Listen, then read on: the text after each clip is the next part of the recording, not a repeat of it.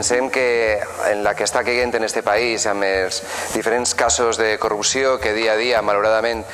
són portada en els mitjans de comunicació, creiem que per una qüestió d'urgència democràtica aquesta moció hauria de ser aprovada per unanimitat.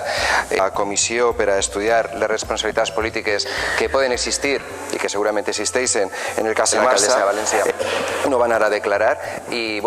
davant d'aquesta comissió que es va constituir i que va resultar fallida, pensem que ara és un bon moment per a reprendre aquesta comissió ací a l'Ajuntament de València i demostrar a la ciutadania que el conjunt de les forces polítiques estem compromesos per a eliminar qualsevol cas de corrupció.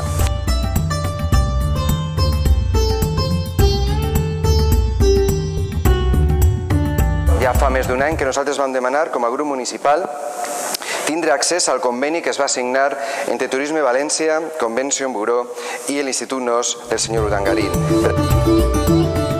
Per tant, pensem que és bàsic el coneixement d'aquest acord, com dia, que s'aclarisca per què es va pagar aquestes despeses a aquestes persones que justifiquen el pagament amb diners públics de les despeses originades en el Fòrum València Summit 2004.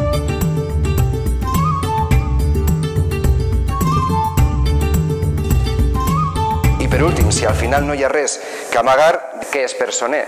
l'Ajuntament de València i la Generalitat com a acusació particular en el cas NOS. Això serà la millor prova, la prova més evident de que tant l'Ajuntament com la Generalitat no tenen res que amagar i que també estem per la transparència i perquè qui la fa, la paga.